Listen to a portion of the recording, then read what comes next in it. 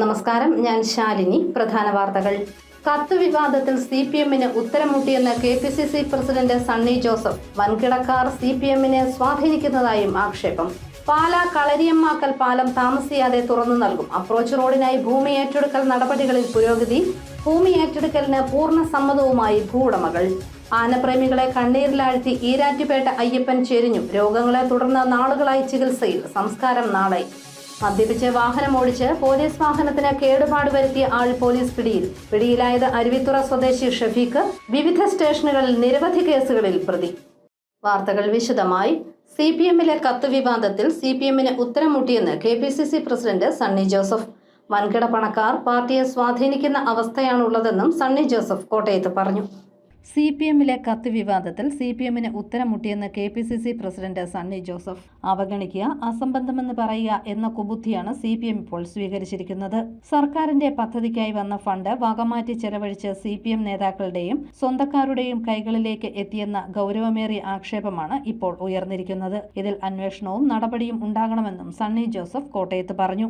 ഗുരുതരമായ ആക്ഷേപമാണ്. സർക്കാരിന്റെ പദ്ധതിക്കായിട്ട് വന്ന ഫണ്ട് വകമാറ്റി ചെലവഴിച്ച് CPM നേതാക്കന്മാരുടെ അല്ലെങ്കിൽ അവരുടെ സ്വന്തക്കാരുടെ കൈകളിലേക്ക് എത്തിയെന്ന ഗൗരവമേറിയ ആക്ഷേപം ഉന്നയിച്ചിട്ട് അതിന് മറുപടി പറയാതിരിക്കാൻ കഴിയില്ല. ഇതിനെ സംബന്ധിച്ച് അന്വേഷണവും നടപടികളും ആവശ്യപ്പെടുകയാണ് ഞങ്ങൾ. അജിത് കുമാറിന്റെ കേസിൽ മുഖ്യമന്ത്രി സത്യപ്രതിജ്ഞാ ലംഘനം നടത്തിയെന്നും അജിത് കുമാർ RSSുമായുള്ള പാലമാണെന്നും സണ്ണി ജോസഫ് ആരോപിച്ചു.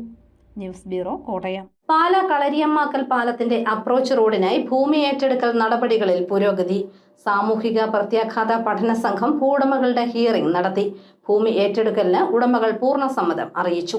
പാലാ നഗരസഭാ പ്രദേശത്ത് മീനച്ചിലാറിന് കുറുകെ നിർമ്മിച്ചിരിക്കുന്ന കളരിയാമാക്കൽ കടവ് പാലത്തിന് സമീപന പാത നിർമ്മിക്കുന്നതിനുള്ള നടപടികൾ ആരംഭിച്ചു. പ്രഥമഘട്ടമായ സാമൂഹിക പ്രത്യാഘാത പഠന വിലയിരുത്തൽ റിപ്പോർട്ട് തയ്യാറാക്കുന്നതിനായുള്ള പൊതു തെളിവെടുപ്പ് പൂർത്തിയായതായി ജോസ് കെ മാണി MP അറിയിച്ചു. സമീപന പാതയ്ക്കായി 2020 13.39 കോടി രൂപ അനുവദിച്ചിരുന്നെങ്കിലും തുടർ നടപടികൾ ഉണ്ടായില്ല. ഇതേ തുടർന്ന് ഭൂ ഉടമകളും നഗരസഭയും മീനച്ചിൽ പഞ്ചായത്തും അഭ്യർത്ഥിച്ചതിനെ തുടർന്നുള്ള ഇടപെടലിലാണ് 2013 കേന്ദ്ര ചട്ടപ്രകാരം ഭൂമി ഏറ്റെടുക്കൽ നടപടികൾക്ക് മുന്നോടിയായുള്ള പഠന റിപ്പോർട്ട് തയ്യാറാക്കുന്നത്. ഉചിതവും അർഹതപ്പെട്ടതുമായ നഷ്ടപരിഹാരം ഉറപ്പാക്കുകയാണ് പഠന റിപ്പോർട്ടിന്റെ ലക്ഷ്യം. ഇതിനായി Kalamassery Rajagiri college of social സയൻസസിനെയാണ് ചുമതലപ്പെടുത്തിയിരിക്കുന്നത്. പൂവരണി വില്ലേജിലെ 9 സർവേ നമ്പറുകളിലായുള്ള 5 ഭൂ ഉടമകളിൽ നിന്നായി 32.9196 സ്ഥലമാണ് സമീപന പാതയ്ക്കായി മാത്രം ഏറ്റെടുക്കുക. ഭൂ ഉടമകൾ സ്ഥലം ഏറ്റെടുക്കുന്നതിൽ പൂർണ്ണ സമ്മതം അറിയിച്ചിട്ടുണ്ട്. നിലവില് സ്ഥലം കൊടുക്കാനുള്ള ഒരു വിട്ടുതരാന്നുള്ള രീതിയിലാണ് സമ്മതിച്ചിരിക്കുന്നത്. അവർക്ക് വേണ്ട നഷ്ടങ്ങൾ കൊടുക്കുന്നതോടൊപ്പം അവർ സ്ഥലം വിട്ടുതരും. ഇവിടെ ഒരു റിംഗ് റോഡിന്റെ പ്രശ്നം, ഇതിന്റെ അലൈൻമെന്റിന്റെ ഒരു ചെറിയ പ്രശ്നമുണ്ടായിരുന്നു. തീർച്ചയായിട്ടും ഇപ്പം നിലവിലെടുത്ത് തീരുമാനിച്ചിരിക്കുന്ന തീരുമാനം തന്നെയാണ് ഏറ്റവും നല്ലത്. പാലത്തെ നിന്ന് വളയ്ക്കുക എന്ന് പറഞ്ഞാൽ പ്രായോഗികമായിട്ട് നമുക്കറിയാം ഒരു താൽക്കാലിക പരിഹാരം മാത്രമേ ഉണ്ടായിരുന്നുള്ളൂ. അതുകൊണ്ട് അത് അലൈൻമെന്റ് നേരെ തന്നെ ആക്കി മുന്നോട്ട് പോകാൻ MP ഉൾപ്പെടെയുള്ള ആൾക്കാർ ശ്രദ്ധിച്ചു. അത് വളരെയേറെ പ്രയോജനം ഈ വഴിക്ക് കിട്ടും എന്നുള്ള കാര്യത്തിൽ സംശയം വേണ്ട. തീർച്ചയായിട്ടും ഇത് എത്രയും പെട്ടെന്ന് പണി പൂർത്തീകരിക്കാൻ സാധിക്കുമെന്ന് വിശ്വസിച്ചുകൊണ്ട് നിർത്തുന്നു. സമീപനപാത നിർമ്മാണം പൊതുമരാമത്ത് വകുപ്പിനാണ് ചുമതല. പൊൻകുന്നം റോഡിലെ 12 മൈൽ ഭാഗത്ത് നിന്നും സമീപനപാത വരെയുള്ള ഭാഗം കേരള റോഡ് ഫണ്ട് ബോർഡ് മുഖേന കിഫ്ബി ഫണ്ട് വഴിയാണ് നടപ്പാക്കുകയെന്നും ഇതിനായുള്ള നടപടികൾ അവസാന ഘട്ടത്തിലാണെന്നും ജോസ് കെ മാണി MP അറിയിച്ചു. ഹിയറിംഗിൽ പാലാ ഭൂമി ഏറ്റെടുക്കൽ സ്പെഷ്യൽ തഹസിൽദാർ ബിനു സെബാസ്റ്റ്യൻ, പൊതുമരാമത്ത് റോഡ് വിഭാഗം assistant engineer MJ Shiby, Meenachil grama panchayat president Sajan Thoduka, മുൻ panchayat president Sajo Poovathani, TB Biju, Sunny Vettam, Rajagiri college development officer PC Biju, research associate NS Abhijith Lal എന്നിവരും ഭൂ ഉടമകളായ വത്സമ കളരിയാമാക്കൽ, G പ്രഭാകരൻ നായർ ആലപ്പാട്ട്, ഷൈൻ തോമസ് പന്തലാടിക്കൽ, ആന്റണി ജോസഫ് ഊട്ടുകുളം എന്നിവരും പങ്കെടുത്തു. സാമൂഹിക പ്രത്യാഘാത റിപ്പോർട്ട് എത്രയും വേഗം സർക്കാരിൽ സമർപ്പിക്കുമെന്നും തുടർന്ന് ഭൂമി ഏറ്റെടുക്കുന്നതിനായുള്ള വിജ്ഞാപനം പുറപ്പെടുവിക്കുമെന്നും ജോസ് കെ മാണി MP അറിയിച്ചു. News bureau, Pala. ആനപ്രേമികളുടെ പ്രിയങ്കരനായിരുന്ന ഈരാറ്റുപേട്ട അയ്യപ്പൻ ചെരിഞ്ഞു. രോഗങ്ങളെ തുടർന്ന് നാളുകളായി ചികിത്സയിലായിരുന്നു. സംസ്കാരം നാളെ നടക്കും.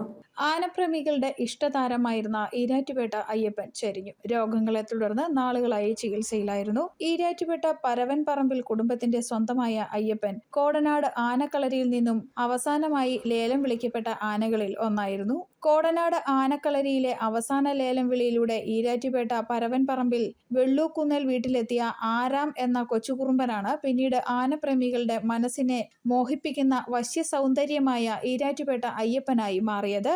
പരവൻപറമ്പിൽ വെള്ളൂക്കുന്നേൽ കുഞ്ഞുഞ്ഞച്ചൻ ചേട്ടൻ എന്ന ജോസഫ് തോമസും ഭാര്യ ഈത്തമ്മയും ചേർന്നാണ് ആരാമിനെ വാങ്ങാൻ തീരുമാനിക്കുന്നത്. 1977 ഡിസംബർ 20 ലേലത്തിൽ പിടിക്കുമ്പോൾ അയ്യപ്പന് 7 വയസ്സിനടുത്ത് മാത്രമായിരുന്നു പ്രായം. കുറുമ്പ് കാട്ടി നടന്ന കുഞ്ഞിക്കൊമ്പന് വീട്ടുകാരുടെയും നാട്ടുകാരുടെയും പ്രിയപ്പെട്ടവനാവാൻ അധികകാലം വേണ്ടി വന്നില്ല. ഉത്സവകാലം കഴിഞ്ഞ് അയ്യപ്പന് ഈരാറ്റുപേട്ടയിലെത്തുന്ന നാൾ ഇഷ്ടക്കാർക്കൊക്കെ ഉത്സവമായിരുന്നു. ഗജരാജൻ, ഗജോത്തമൻ, ഗജരത്നം, കളഭകേസരി, തിരുവിതാംകൂർ ഗജശ്രേഷ്ഠൻ, ഐരാവതസമൻ തുടങ്ങി നിരവധി വിശേഷ പട്ടങ്ങളും ഈരാറ്റുപേട്ട അയ്യപ്പന് സ്വന്തമായിരുന്നു. ഒട്ടുമിക്ക ഗജലക്ഷണങ്ങളും ഉണ്ടായിരുന്ന ആനയാണ് അയ്യപ്പൻ. News bureau, Pala. മദ്യപിച്ച് വാഹനം ഓടിച്ച് പോലീസ് വാഹനത്തിന് കേടുപാട് വരുത്തിയ ആൾ തൃടനാട് പോലീസിന്റെ പിടിയിലായി. അരുവിത്തുറ പുത്തൻപുരയ്ക്കൽ ഷെഫീഖാണ് പിടിയിലായത്. കഴിഞ്ഞ ദിവസം രാത്രി 11:30 കാഞ്ഞിരപ്പള്ളി ഈരാറ്റുപേട്ട റോഡിൽ അപകടകരമായ രീതിയിൽ വാഹനം ഓടിക്കുകയും നൈറ്റ് പെട്രോളിംഗ് ഡ്യൂട്ടിയിലുണ്ടായിരുന്ന SI റോബി ജോസ്, CPO ജിബിൻ സിബി എന്നീ പോലീസുകാർക്ക് നേരെ വാഹനം ഓടിച്ചുകൊണ്ടുവരികയും പോലീസ് വാഹനത്തിൽ ഇടിപ്പിക്കുകയും ചെയ്യുകയായിരുന്നു. ഈരാറ്റുപേട്ട, തിടനാട്, മുണ്ടക്കയം, കാഞ്ഞിരപ്പള്ളി സ്റ്റേഷനുകളിൽ നിരവധി ക്രിമിനൽ കേസുകളിൽ പ്രതിയാണ് ഷെഫീഖ് എന്ന് പോലീസ് പറഞ്ഞു. KSRTC ജീവനക്കാരുടെ അവകാശങ്ങളും ആനുകൂല്യങ്ങളും UDF സംരക്ഷിക്കുമെന്ന് KPCC president Sunny Joseph. Transport democratic federation സംസ്ഥാന കൺവെൻഷൻ കോട്ടയത്ത് ഉദ്ഘാടനം ചെയ്യുകയായിരുന്നു അദ്ദേഹം. UDF KSRTC ജീവനക്കാരുടെ അവകാശങ്ങളും ആനുകൂല്യങ്ങളും സംരക്ഷിക്കുമെന്ന് KPCC president Sunny Joseph MLA. Transport democratic federation സംസ്ഥാന സമര പ്രഖ്യാപന കൺവെൻഷൻ കോട്ടയം ദർശന ഓഡിറ്റോറിയത്തിൽ ഉദ്ഘാടനം ചെയ്യുകയായിരുന്നു അദ്ദേഹം. നിങ്ങൾ ഉന്നയിക്കുന്ന കാര്യങ്ങൾ തികച്ചും ന്യായയുക്തമായ കാര്യങ്ങൾ തന്നെയാണ്. തൊഴിലാളികളുടെ ആവശ്യങ്ങൾ മാത്രമാണ്, ന്യായയുക്തമായ ആവശ്യങ്ങൾ മാത്രമാണ്. ഒരു പൈസ പോലും DA നൽകാത്ത ഒരു വകുപ്പ്, ഒരു സംവിധാനം, ഒരു പൊതുമേഖലാ സ്ഥാപനം കേരളത്തിലുണ്ട് എങ്കിൽ അത് KSRTC ആണ് എന്ന ദൗർഭാഗ്യകരമായ സംഗതി കേരള സർക്കാരിന്റെ കണ്ണ് തുറപ്പിക്കേണ്ട ഒരു വസ്തുതയാണ്. അതിനെതിരെയാണ്. അതുപോലെ തന്നെ നമുക്ക് ശമ്പള പരിഷ്കരണത്തിന്റെ സമയം കഴിയുന്നു എങ്കിൽ പോലും ഗവൺമെന്റ് അതിലേക്ക് നടപടികൾ സ്വീകരിക്കുന്നില്ല. ആ കാര്യത്തിൽ സർക്കാർ ഉണർന്ന് പ്രവർത്തിക്കണം. M. വിൻസെന്റ് MLA അധ്യക്ഷത വഹിച്ച യോഗത്തിൽ തിരുവഞ്ചൂർ രാധാകൃഷ്ണൻ MLA മുഖ്യപ്രഭാഷണം നടത്തി. മുൻ MLA VS ശിവകുമാർ സ്വാഗതം ആശംസിച്ചു. മുൻ MLA KC Joseph, DCC president Nattakam Suresh, TDF vice president T. Soni, advocate G. Gopakumar, DCC vice president PS Siji, കോട്ടയത്തെ ഭാരവാഹികൾ തുടങ്ങിയവർ പ്രസംഗിച്ചു. ശമ്പള പരിഷ്കരണ നടപടികൾ സമയബന്ധിതമായി പൂർത്തിയാക്കുക, DA പൂർണ്ണമായും അനുവദിക്കുക, പുതിയ ബസ്സുകൾ നിരത്തിലിറക്കുക, എംപാനൽ ജീവനക്കാരുടെ ശമ്പളം യഥാസമയം നൽകുക, PSC വഴി നിയമനം നടത്തുക എന്നിവയാണ് പ്രധാന ആവശ്യങ്ങൾ. വരുന്ന ആഴ്ചകളിൽ ഡിപ്പോ ജില്ലാതല പ്രതിഷേധ പരിപാടികളും തുടർന്ന് സംസ്ഥാനതല സമരങ്ങളും നടത്തും. News bureau, Kottayam. കുരുമുളക് കൃഷിയിൽ വിജയഗാഥ രചിച്ച എലിക്കുളം പഞ്ചായത്തിലെ കർഷകൻ CJ കുരുവിളയെ ഇനി പരിചയപ്പെടാം. ഇദ്ദേഹം വികസിപ്പിച്ച ചീരാങ്കുഴി ബ്ലാക്ക് ഗോൾഡ് എന്ന കുരുമുളക് ഇനത്തിന് ആവശ്യക്കാർ ഏറെയാണ്. എലിക്കുളം പഞ്ചായത്തിലെ കർഷകൻ കൂരാലി ചീരാങ്കുഴിയിൽ CJ കുരുവിളയുടെ കുരുമുളക് തൈ നിറഞ്ഞ നഴ്സറിയാണിത്. കുരുമുളക് കൃഷിയിൽ തന്റേതായ സംഭാവനയിലൂടെ നേട്ടങ്ങൾ കൊയ്യുകയാണ് CJ കുരുവിള. പാരമ്പര്യമായി കൃഷിക്കാരായിരുന്നു കുരുവിളയുടെ കുടുംബം. എല്ലായിനം കൃഷികളും ചെയ്തിരുന്നു എങ്കിലും കോവിഡ് കാലത്താണ് കുരുമുളക് കൃഷിയിലേക്ക് കൂടുതൽ ശ്രദ്ധ നൽകിയത്. എലിക്കുളം കൃഷിഭവന്റെ പിന്തുണയോടെ കൂരാലി ഫേസിന്റെ സഹകരണത്തിൽ സുഗന്ധവ്യഞ്ജന നഴ്സറി ആരംഭിച്ചു. തുടർന്ന് നാടിന്റെ തനത് കുരുമുളക് ഇനമായ ചീരാങ്കുഴി ബ്ലാക്ക് ഗോൾഡ് വികസിപ്പിച്ചു. കുരുമുളകിനെ ഏറ്റവും അധികം ബാധിക്കുന്ന ദ്രുതവാട്ടത്തിനെതിരെ നല്ല പ്രതിരോധ ശേഷിയുണ്ട് ചീരാങ്കുഴിക്ക്. പുഞ്ചക്കൊടി എന്ന കുരുമുളക് ഇനവും കരിമുണ്ടയുടെ സെലക്ഷൻ ഇനവും ഒരു താങ്ങുകാലിൽ കൂട്ടി നട്ടു. ഇതിലുണ്ടായ വിത്തുകൾ ശേഖരിച്ച് നട്ട് ഗുണനിലവാരം നിരീക്ഷിച്ച ശേഷമാണ് ചീരാങ്കുഴി ബ്ലാക്ക് ഗോൾഡിലേക്ക് എത്തുന്നത്. 2 തണ്ടുള്ള തൈക്ക് 60 രൂപയും താങ്ങുകാലിന് 25 രൂപയുമാണ് നഴ്സറിയിൽ വില. ഇടുക്കി, വയനാട് തുടങ്ങിയ ജില്ലകളിൽ നിന്നുള്ളവരാണ് കൂടുതലായും തൈകൾ വാങ്ങുന്നത്. നന്നായി പരിചരിച്ചാൽ 1 വർഷം കൊണ്ട് മികച്ച വിളവ് നേടാൻ കഴിയുമെന്ന് CJ കുരുവിള പറയുന്നു. കൊടി 1 വർഷം കൊണ്ട് തന്നെ കായ്ക്കാൻ തുടങ്ങുന്നുണ്ട്. പിന്നെ ഇതിൻ്റെ ഏറ്റവും വലിയ നേട്ടം വളർച്ച കരിമുണ്ടയുടെ ക്രോസാണ്. എന്നാലും കരിമുണ്ടയുടെ കാട്ടിലും വളരെയധികം വളർച്ച കൂടുതലുണ്ട്, തിരിക്ക് നീള കൂടുതലുണ്ട് കരിമുണ്ടക്കാട്ടിൽ. അതുപോലെ തന്നെ കോത്തലിൻ്റെ നീളവും മണിപിടുത്തവും കൂടുതൽ.